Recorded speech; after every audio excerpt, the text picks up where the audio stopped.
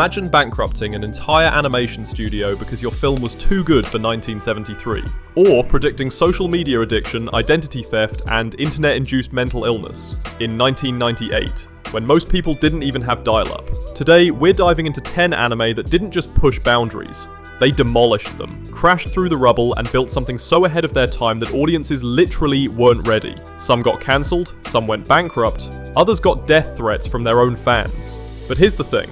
Being ahead of your time means nobody's there to catch you when you fall. And fall they did. Hard. So if you're ready to discover the anime that basically time traveled from the future, and you want more deep dives like this, hit that subscribe button, because we're about to get prescient. Let's count down. Coming in at number 10, Cowboy Bebop from 1998, the genre alchemist. Cowboy Bebop is so iconic now that it's hard to remember it was basically cancelled after 12 episodes on Japanese TV. Why? Because in 1998, nobody knew what to do with a space western noir that featured jazz soundtracks, Bruce Lee martial arts, and existential depression. Network executives took one look at Spike Spiegel's Cigarette and went, nope, too mature for primetime. But here's what made it ahead of its time. Bebop was the first anime that didn't feel foreign to Western audiences. It was built from the DNA of American film noir, spaghetti westerns, and Hong Kong action cinema, but filtered through a deeply Japanese philosophy about the past and loneliness. It created a formula so perfect that it became a genre unto itself. And when Adult Swim finally aired the full series in 2001, it became the gateway drug for an entire generation of Western anime fans. See ya, Space Cowboy. Eventually. At number 9, The Melancholy of Haruhi Suzumiya from 2006, the postmodern event. Okay, let's talk about the most audacious marketing stunt in anime history. Kyoto Animation aired Haruhi's episodes completely out of order. On purpose. The actual climax? Episode 1. The beginning of the story? Episode 11? Fans had no idea what was happening and had to collaboratively piece together the timeline online like some kind of anime ARG. But that wasn't even the wildest part. In 2009, they aired the same 14-minute time loop episode 8 weeks in a row.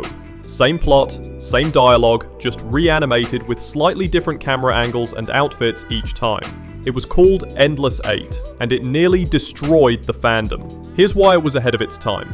Haruhi understood that in 2006, anime wasn't just a show, it was an event. The internet allowed fans to rewatch, compare notes, and solve the puzzle together. The show treated its audience like a collective detective agency.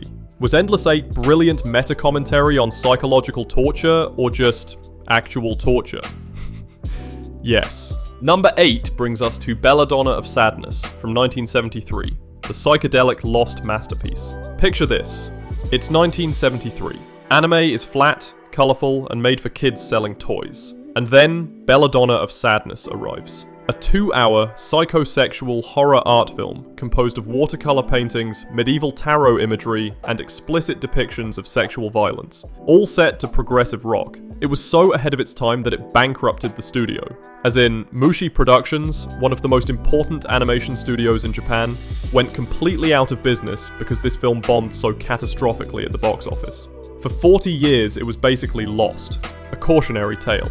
The road not taken. Then, in 2015, it got a 4K restoration, and suddenly, critics realised, oh, this is actually a masterpiece that looks like Klimt and Beardsley had a nightmare together. Belladonna wasn't a failed film.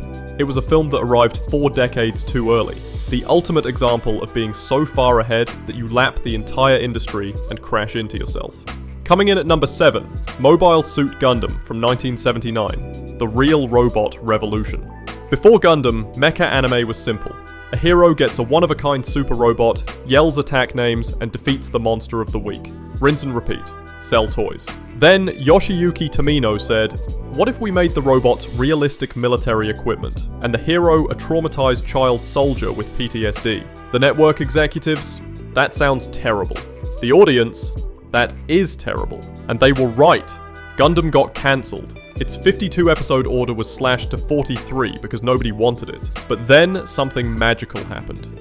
Reruns. An older, more sophisticated audience discovered it and realised this wasn't a toy commercial. It was a serialised war drama where death was permanent, victory was costly, and cities didn't magically rebuild between episodes. Gundam created the entire real robot genre, and laid the groundwork for Evangelion to later completely destroy. Speaking of which, drop a comment if you think Shinji or Amuro had it worse, and smash that like button if you're team giant robots with depression. Anyway, Gundam proved that initial failure isn't a disqualifier for being ahead of your time. It's basically a requirement. At number 6, Perfect Blue, from 1997, The Prophecy of Digital Identity. In 1997, Satoshi Kon made a horror film about a pop idol who gets stalked by a fan, running a website that detailed her every move, creating a public persona that becomes more real than she is, leading to her complete mental breakdown and fractured identity. In 1997, most people didn't even have email.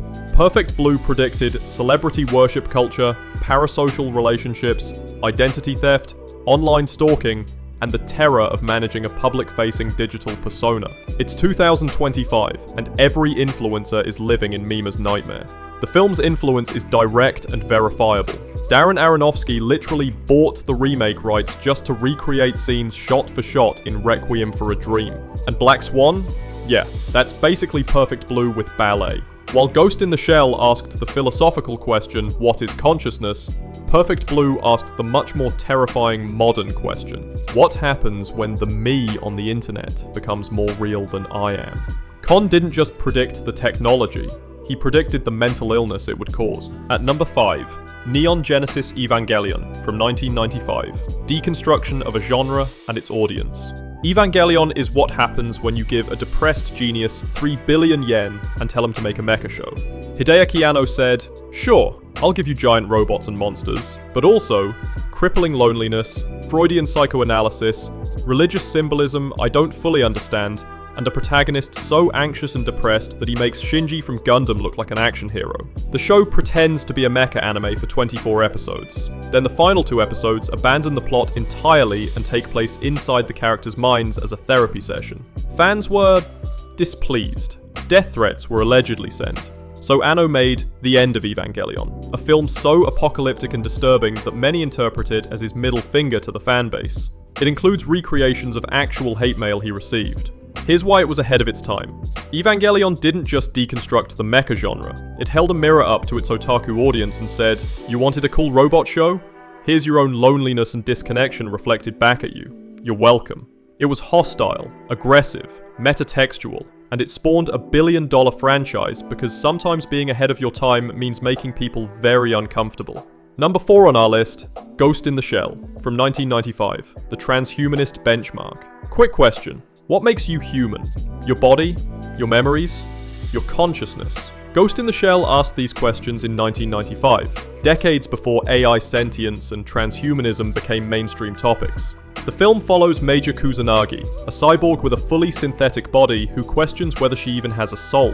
The villain is an AI called the Puppet Master, who has achieved sentience and just wants to evolve beyond its programming. Here's the radical, ahead-of-its-time twist. The hero doesn't defeat the AI, she merges with it. The film's conclusion is that the future isn't humans versus machines, it's humans becoming something post-human entirely. The Wachowskis pitched The Matrix by literally showing Ghost in the Shell to a producer and saying, "We want to do that for real." Christopher Nolan watched it before making Inception. But here's the thing, Ghost in the Shell is more philosophically complex than the films it inspired. The Matrix gives you a clear human versus machine war. Ghost in the Shell gives you ambiguity, meditation, and the suggestion that evolution might mean leaving humanity behind. In an age of ChatGPT and discussions about AI consciousness, Ghost in the Shell isn't just prescient, it's basically required viewing. Landing at number 3, Akira, from 1988, the catalyst for a global medium. Let me give you some numbers that will melt your brain. 160,000 plus hand-drawn animation cells, 24 frames per second, almost never done outside Disney. 327 color shades, 50 invented specifically for this film. Budget? 1.1 billion yen, the largest ever for anime at the time. Akira didn't just raise the bar for animation quality, it obliterated it. The hand-drawn fluidity, the lighting effects, the sheer detail were so unprecedented that 37 years later, most modern digital anime still can't match it. For countless Western viewers in the late 80s and early 90s, Akira was their first exposure to anime, and it was a culture shock. This wasn't Saturday morning cartoons. This was a cyberpunk nightmare about biker gangs, psychic children, and body horror that looked better than most live-action films. Akira's influence is everywhere. The Matrix, Stranger Things, Inception, Looper, Kanye West's Stronger music video. The list goes on.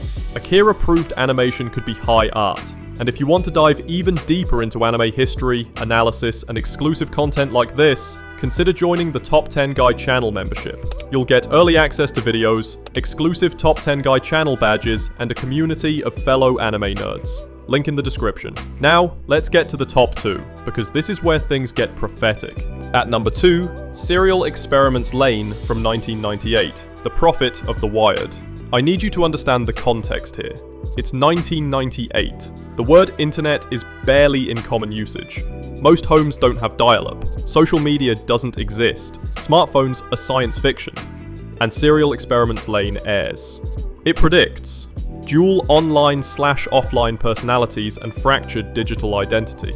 Social media-induced isolation and depression. Youth suicide rates linked to social networking. Identity theft and data privacy issues.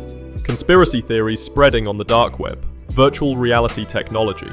It basically predicted the Apple Vision Pro.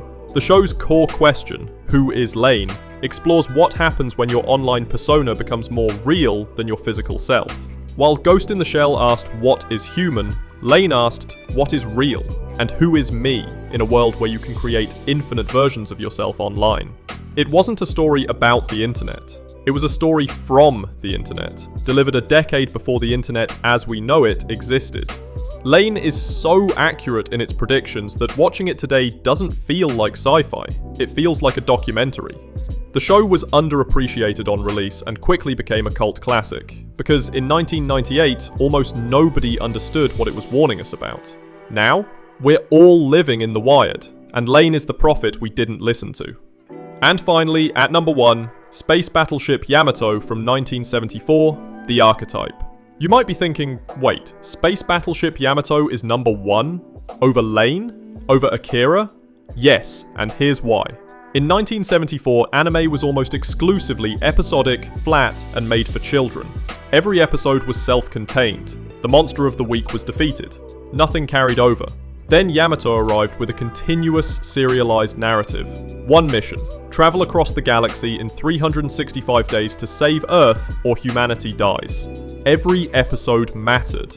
Actions had consequences. Characters developed. The stakes were real. This sounds basic now, but in 1974, this was revolutionary. Yamato didn't just create a genre, it invented the form of modern anime storytelling itself.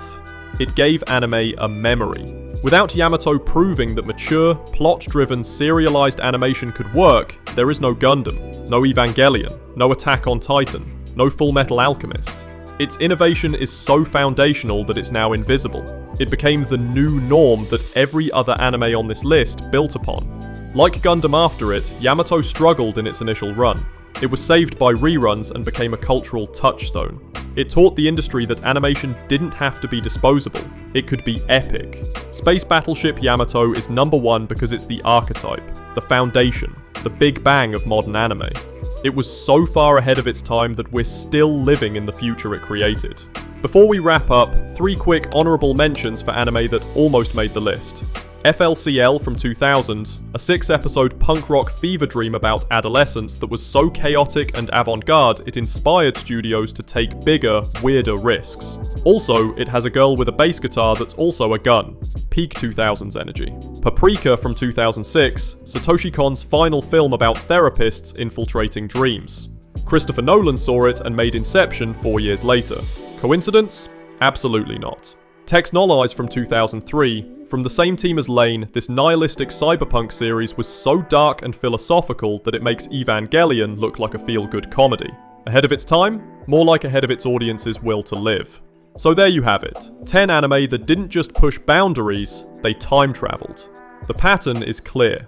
True innovation is almost always punished before it's celebrated. These shows got cancelled, censored, or bankrupted their studios, but they created the future.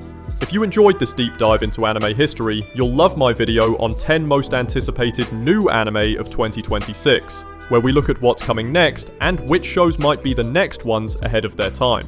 Link in the description and on screen now. Thanks for watching. I'm Top 10 Guy, and remember, being ahead of your time means nobody's there to catch you when you fall. But eventually, the world catches up. See you in the next one.